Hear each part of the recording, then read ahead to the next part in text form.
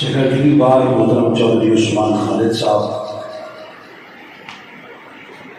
معزز جج صاحبان، ایڈیشنل سیشن جج محترم چودھری محمود غنی صاحب، سول جج محترم فراز جاوید صاحب، اسسٹنٹ کمشنر محترم فضل الرحمان صاحب، اور فخر السادات نجم السادات پیر طریقت رہبر شریعت حضور پیر سید ساجد اکبر علی گیلانی شاہ صاحب البغدادی دامت برکاتہم القدسیہ، اور معزز ممبران بار، اللہ کا شکر ہے آپ اور میں اس کے محبوب صلی اللہ علیہ وآلہ وسلم کی تعریف و توصیف کی اس محفل مقدس میں حاضر ہوئے ہیں۔ مجھے چودھری معظم خالد صاحب نے اور محترم چودھری نوید بھٹا صاحب نے حکم دیا، اور ہمارے لیڈر، ہمارا فخر محترم خواجہ اللہ رکھا سیاب صاحب نے تاکید کی۔ میں اللہ کے حضور شکر گزار ہوں کہ آج وعدہ وفا ہو گیا۔ اس مختصر سے وقت میں جو آپ معزز ممبران سے گفتگو کرنی ہے وہ بالکل آپ کے مزاج اور آپ کے شعبے کے عین مطابق ہے۔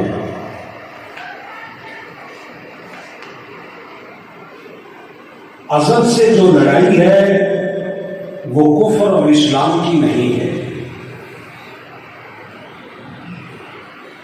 ازل سے جو جھگڑا ہے وہ کفر اور اسلام کا نہیں ہے۔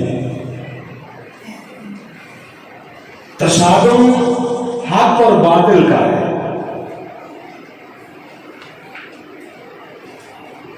آپ کے ہاں کیس آتا ہے، دو فریق ہوتے ہیں، آپ کو بھی پتا ہوتا ہے ایک حق پہ ہے ایک باطل پہ ہے۔ یہاں سے لے کر ازل کی جو پہلی لڑائی ہوئی ہے اس تک آپ چلے جائیں، تاریخ انسانی کو آپ دیکھ لیں، پڑھ لیں، جو لڑائی ہے اسلام نے کبھی بھی کفر کو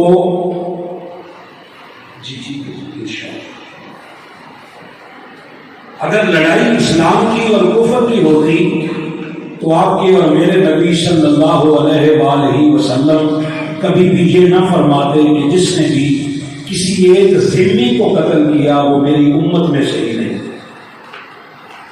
پھر آج روئے زمین پہ کوئی کافر غیر مسلم نہ ہوتا، ہر ایک کا گلا کاٹ دیا جاتا اگر حضور یہ فرمان جاری نہ فرماتے۔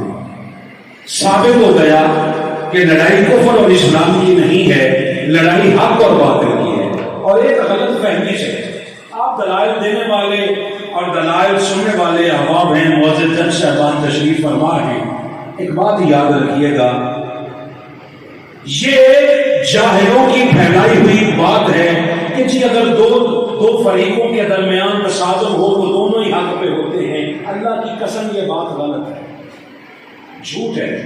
ان میں ایک حق پہ ہوتا ہے ایک باطل پہ ہوتا ہے۔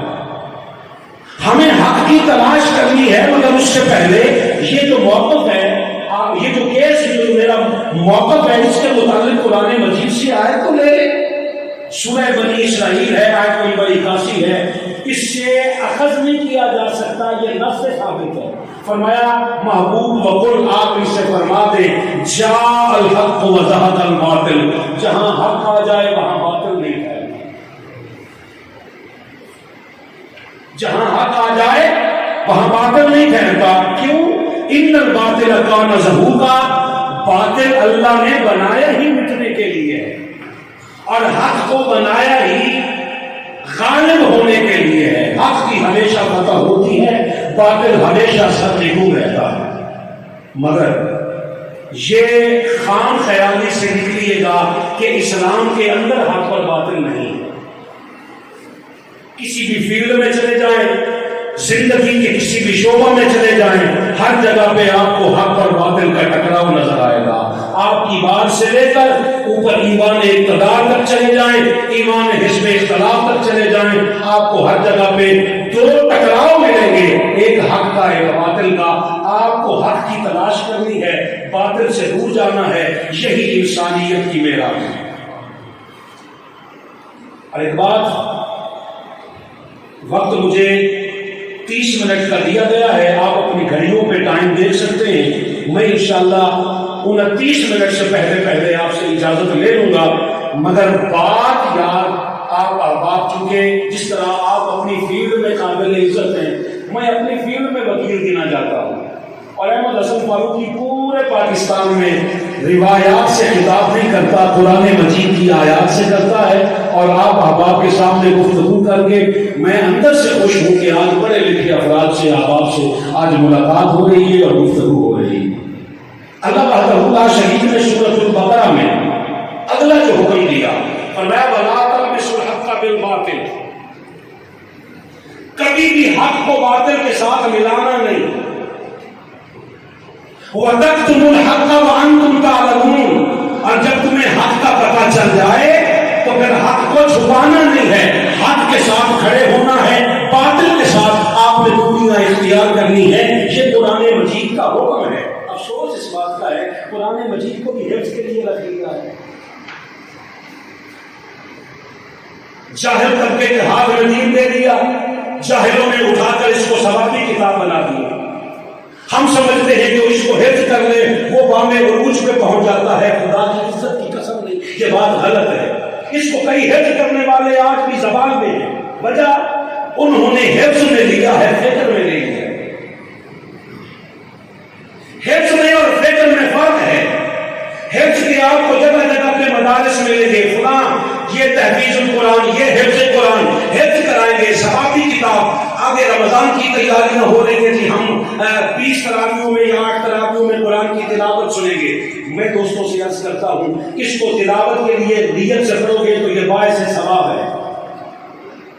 آپ اس کو گاڑیوں میں رکھو گے یہ باعث حفاظت ہے، آپ اس کو ختموں میں پڑھو گے باعث مغفرت ہے، قبروں میں پڑھو گے باعث مغفرت ہے۔ مجھے ایک بات تو بتائیے، یہ باعث ہدایت کیسے بنے گا؟ آپ نے سمجھا ہی نہیں، آپ اپنی جس فیلڈ میں آئے ہو، آپ لا کو سمجھو نا، آپ تو اپنی شعبے میں عزت نہیں پا سکتے ہو۔ کہ قرآن مجید کے ساتھ ہی ایسا ظلم کیوں ہے کہ جو بھی آئے اسے بس حفظ کرنے کے چکروں میں نہ لگے؟ ہمارے شہر میں، آپ کے شہر میں بھی ممکن ہو ایسا ہو، کئی طوطے ایسے ہیں جنہوں نے 4 صورتیں یاد کر رکھی ہیں، ان میں اور حضور کے امتیوں میں فرق کیا ہے؟ ہم سمجھتے ہیں جو منہاج القرآن میں مولانا نے نہیں دی، مولانا ہوتے تو فکر اور ہوتی، ڈاکٹر طاہر القادری نے جو فکر دی ہے وہ یہ دی ہے کہ ان میں اور آپ میں فرق یہ ہو کہ ان کے حفظ میں ہو، آپ کی فکر میں ہو، فکر میں ہو۔ قرآن جگہ جگہ پہ کہتا ہے افلا یتدبرون القرآن، تم قرآن میں غور کیوں نہیں کرتے؟ افلا یعقلون افلا تعقلون، تو تم میں عقل نہیں ہے، تم اسے پڑھتے کیوں نہیں، سمجھتے کیوں نہیں؟ آپ کربلا 10 محرم کی شام کا کے کائنات نے ایک عجیب و غریب منظر دیکھا ہے، کیا کہ جن کی حفظ میں قرآن تھا وہ یزید کی صفوں میں تھے، اور جن کی فکر میں قرآن تھا ان کے سر تن سے جدا ہو گئے، مگر تلاوت نیزوں پہ بھی جاری رہی۔ وجہ کیا ہے؟ وجہ یہ تھا کہ حضور کے خاندان میں خالی حفظ میں قرآن نہیں تھا، فکر میں قرآن تھا۔ اور آج کی یہ میلاد مصطفیٰ کانفرنس قرآن مجید کو فکر میں دینے کے لیے بھٹا صاحب نے اور آج کے معزز ممبران نے جو منتخب ہوئے ہیں، انہوں نے یہ اہتمام اس لیے کیا ہے کہ آپ تمامی احباب کو بٹھا کر کچھ فکر کی 2-4 باتیں کرنی جائیں۔ حق ازل سے اقلیت میں ہے، محترم خواجہ صاحب، بھٹا صاحب، آپ سب معزز جج صاحبان، آپ سارے جتنے بھی معززین بیٹھے ہو، حق ازل سے اللہ نے اقلیت میں بنایا ہے، باطل اکثریت میں بنایا ہے۔ حق کو تلاش کرنا پڑتا ہے، باطل آپ کو جگہ جگہ پہ قدم قدم پہ ملتا ہے۔ اب سوال ہے کہ حق تلاش کہاں سے کریں؟ ہم کہتے ہیں جس کو آپ نے فقط ثوابی کتاب اور عدالتوں میں صرف قسمیں اٹھانے کے لیے رکھا ہے، اس کو تھوڑی دیر پڑھ لیا کریں، اور اس کو سمجھنے کی آپ اس کا سوا پارا روز تلاوت نہ کریں، روز کی 3 آیات پڑھیں، خالی ترجمے کے ساتھ بھی پڑھ لیں تو اندر ایک تصویر بنتی جائے گی کہ جس کا کلام ہے وہ خود کیسا ہوگا۔ قرآن مجید سے پڑھیے، آپ کو پتہ چلے گا۔ میں 5 حق پڑھوں گا، اتنی دیر میں میرا وقت مکمل ہو جائے گا۔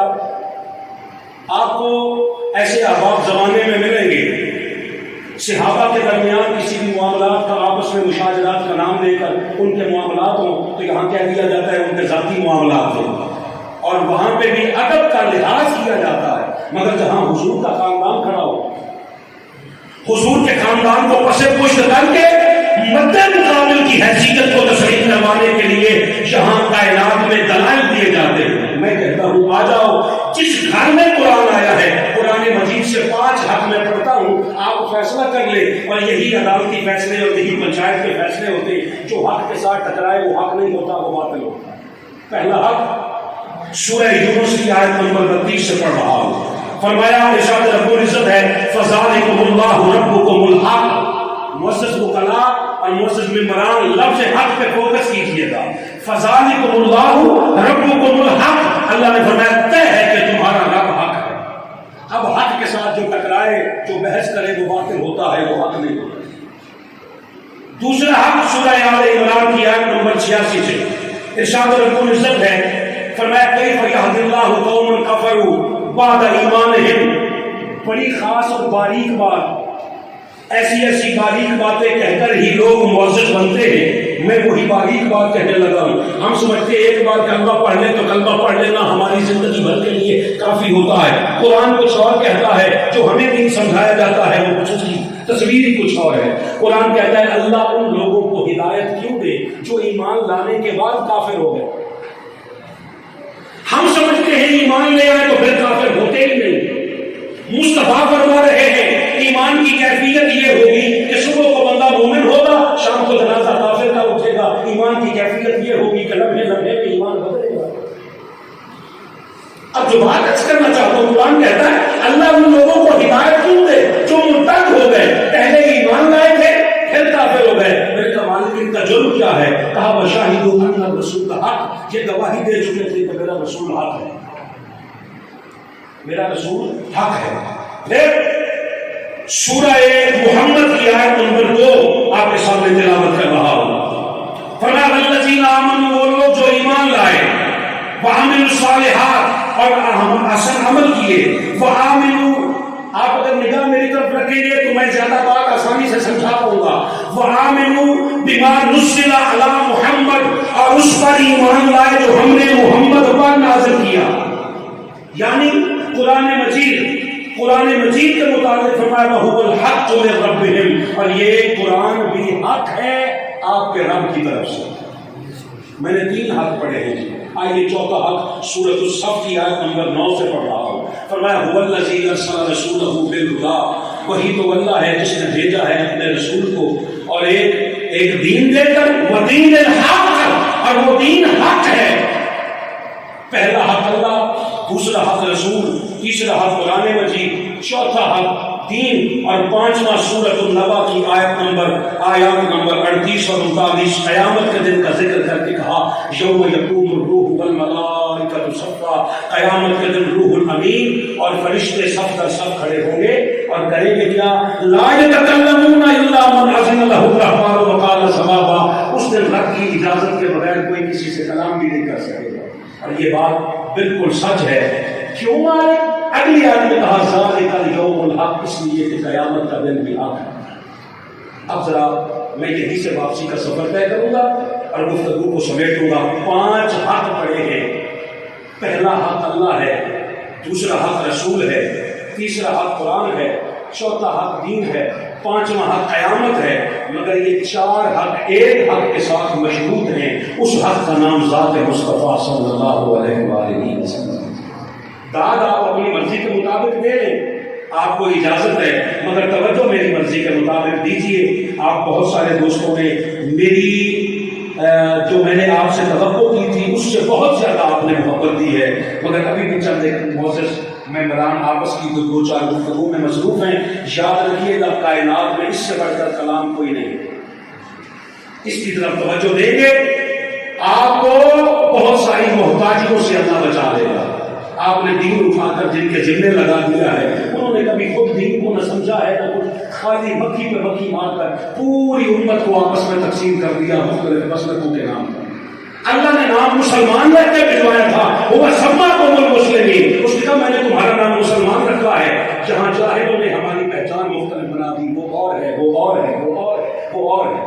جس نے کافروں کے گلے نہیں کاٹنے دیے، یہ مسلمان آپس میں کلمہ پڑھ کے دوسرے کے گلے کاٹتے پھرتے ہیں. آج اگر کوئی امن کی، اتفاق کی، اتحاد کی بات کرے، اسے مسلکوں کی بھی اینک لگا کر دیکھا جاتا ہے کہ کس مسلک کا ہے. ہم آپ کے سامنے کھڑے ہیں جناب, ہمارا مسلک کوئی نہیں ہے, ہم سب کا ایک مذہب ہے, اس کا نام ہے انسانیت. اور صوفی برکت علی لدھیانوی صاحب نے کل فیصلہ آباد جاتے ہوئے وہاں میں نے حاضری دی, آپ سے کسی نے پوچھا آپ کا مسلک کیا ہے, آپ نے فرمایا کربلا کے بعد 2 ہی بچے تھے, یا بندہ یزیدی ہوتا ہے یا حسینی ہوتا ہے. فیصلہ کر لیں آپ نے کس طرف جانا ہے. یہ جو 5 حق گنوائے ہیں ان میں 4 حق مشروط ہیں ذات مصطفیٰ کے ساتھ. حالانکہ پہلا حق اللہ ہے, اللہ کو مان لیتے تو بندہ اکبر ہے, اس کے بعد سارا مان لینا کافی ہوگا, کیونکہ ہم نے جگہ جگہ لکھوایا ہے میرے لیے اللہ ہی کافی ہے. اگر اللہ کافی ہے تو اللہ کو مان لینا بھی کافی ہوگا. اس نے کہا نہیں, میں اپنا ماننا جانا اس کا قبول کرتا ہوں جو میرے مصطفیٰ کو مانے. میلاد مصطفیٰ کا قتل مطلب یہ نہیں ہوتا کہ حلیمہ کی لوریاں سنائی جائیں گی. میلاد مصطفیٰ کا مطلب یہ ہوتا ہے یہاں سے آپ میسج وہ لے کے اٹھیں گے. کیوں آج یہ سارے ممبران کو اپنے اپنے چیمبر سے اٹھا کر بار روم میں کیوں بلایا گیا ہے؟ جج صاحبان اپنی کرسی کو چھوڑ کر یہاں کیوں آئے بیٹھے ہیں؟ یہاں ایک پیغام لینے کے لیے, ایک کچھ تو پیغام وہ جو اس نے اللہ نے ہمیں یہ 30 باروں کی شکل میں دیا ہے کہ کیا 17 علاقوں میں چھپا کر چومنے کے لیے دیا ہے. قتل نہیں, اللہ کی قسم, اس پہ غور نہیں کریں گے. کل یہی قرآن قیامت کے دن اللہ کے حضور کھڑے ہو کے کہتا مانے یہ وہ کون تھی جس نے مجھے بلا دیا تھا. کافروں کے مطابق تو قرآن نہیں کہہ سکتا جس نے مانا ہی نہیں قرآن کو. ہم ماننے والوں کے متعلق قرآن کہہ رہا ہے کہ اس نے ہمیں بلا دیا تھا. اس لیے بھولنے سے بچاؤ دوستو, اس پہ توجہ دو, اس پہ غور کرو. اس کی ایک آیت کو روزانہ ترجمے کے ساتھ پڑھ لو گے تو بہت سارے مسائل حل ہوتے رہیں گے. اللہ کا مانا جانا حضور کی ذات کے ساتھ مشروط ہے. اسی لیے اس نے کہا آیت توحید میں کہا کوئی محبوب آپ ان سے کہیں هو اللہ احد, کہ تیرے کہنے پہ مانے تو میں اپنی توحید قبول کرتا ہوں. پھر قرآن مجید حق ہے, مگر دوستان محترم ایک لفظ ہے پوری دنیا کے سوشل میڈیا پہ میرا یہ گونجا ہے, آپ بھی ذرا اپنے دل کی تختی پہ لکھیے گا, دیکھ کر قرآن میں اور مصطفیٰ میں مماثلت یہ ہے کہ قرآن کے بولنے سے مصطفیٰ نہیں بنے, مصطفیٰ کے بولنے سے قرآن بنا. یہ قرآن حق ہے مگر مشروط ہے ذات مصطفیٰ کے ساتھ. پہلے ذات مصطفیٰ کو مانو گے پھر قرآن اپنا مانا جانا قبول کرتا ہے. پھر سورۃ الصف نے کہا کہ دین حق ہے, تو بھائی جان اللہ سب کو زندگیاں دے اور آپ کے عزت میں مزید اضافہ فرمائے. یاد رکھیے گا دین کی اداؤں کا نام مصطفیٰ نہیں ہے, مصطفیٰ کی اداؤں کا نام دین ہے. حضور چلے تو چلنا دین بن گیا, حضور نے کھانا تناول فرمایا تو کھانا دین بن گیا, حضور نے نکاح کیا تو شادی کرنا دین بن گیا, حضور کافروں کے ساتھ صلح کرتے تو صلح کرنا دین بن گیا. یہ تو سب کچھ ہو رہا تھا, یہ دین کی ادائیں آج خود نہیں آئی تھی موٹا صاحب محترم, یہ مصطفیٰ جیسے جیسے ادائیں کرتے گئے ویسا ویسا دین ہمارے لیے بنتا ہے. قیامت کا دن حق ہے تو میرے معزز دوستو, کل قیامت کے دن حضور قیامت کے محتاج نہیں ہوں گے. قیامت کا دن حضور کے ایک سجدے کا محتاج ہے. حضور سجدہ کریں گے اس دن بھی, حالانکہ اس دن سجدہ فرض بھی نہیں. ہم تو یہاں زندگی میں سجدہ نہیں نہ کرتے, حضور قیامت کے دن جس دن سجدہ فرض بھی نہیں اس دن سجدہ کریں گے. اللہ محبت کے طور پہ فرمائے گا یا محمد ارفع راسک, سر کو اٹھا, بس سر تو مانگتا جا, میں عطا کرتا جاتا ہوں. مالک تو کتنا عطا کرے گا, ہمارا سوف یوتی کا رب کا فترگا, جب تک میرا حبیب راضی نہیں ہو جائے گا میں اپنی رضا کے خزانے لٹاتا رہوں گا. حضور سے پوچھا گیا آقا آپ راضی کب ہوں گے؟ فرمایا جب تک میرا آخری امتی جنت میں ساتھ نہ لے جاؤں میں اللہ سے رضا کا اعلان ہی نہیں کروں. دوستان محترم, اب ذرا ایک بات جو بالکل قطعاً آخری ہے, میں اس پہ بات فوکس کر کے اس محمد صلی اللہ علیہ وآلہ وسلم آپ کی اور میرے پیغمبر نے عیسائی آ گئے نجران کے. موضوع کیا تھا سر؟ توحید کا, رسالت کا نہیں تھی. میں آپ کو 1000 بار سلام کرتا ہوا انشاءاللہ گزر جاؤں گا. جتنی محبت کے ساتھ آپ نے سماعت کیا ہے زیادہ سے زیادہ 5 سے 7 منٹ اور ذرا ساتھ دیجیے. وہ کیا ہے کہ نجران کے عیسائی آئے تھے اور ان کا جو موضوع بحث تھا وہ توحید تھی. وہ کہتے تھے عیسیٰ اللہ کا بیٹا ہے. سرکار نے فرمایا نہیں, اللہ کا بندہ. عیسیٰ اللہ کے بندے. اس بات پہ بحث ہو گئی، اتنی بحث ہوئی جیسے ہمارے نعت پڑھنے والوں کو پسینہ نہیں آ جاتا، اور صاف کرتے سرکار کے اس والفجر کی پیشانی پہ پسینہ ہوا ڈالا۔ جبریل امین آئے، آگے عرض کرتے ہیں آقا اللہ نے سلام بھیجا ہے، اور اللہ فرماتا ہے ذرا بحث کا انداز بدل۔ اب میں معزز مطلع کو کیسے سمجھاؤں کہ بحث کے آداب کیا ہوتے ہیں؟ ہمیں تو الحمدللہ سامنے بٹھا کر، چونکہ اللہ کا احسان ہے کہ پیچھے قائد ایسا ہے جو جس دور میں بھی جس فیلڈ میں بھی جائے تو وہ قائد ہوتا ہے۔ ججز کی کرسیوں پر آج بھی کئی ایسے بیٹھے ہیں جو میرے قائد سے پڑھے ہوئے ہیں، لا پڑھایا ہے الحمدللہ میرے قائد نے، ہمیں سمجھایا ہے کہ بحث کے آداب، کیونکہ بحث کے آداب قرآن مجید میں لکھے ہیں۔ یہ سورہ آل عمران ہے، آیت نمبر 61 ہے۔ فرمایا محبوب اللہ فرما رہا ہے فمن حاجک فیہ من بعد ما جاءک من العلم، میرا فوکس رکھیے گا جو میں لفظ آپ سے عرض کرنا چاہتا ہوں۔ کہا محبوب جو علم کے باوجود بھی آپ سے بحث کرے، آپ ان سے بحث کا انداز بدلیے، کیا کیجیے؟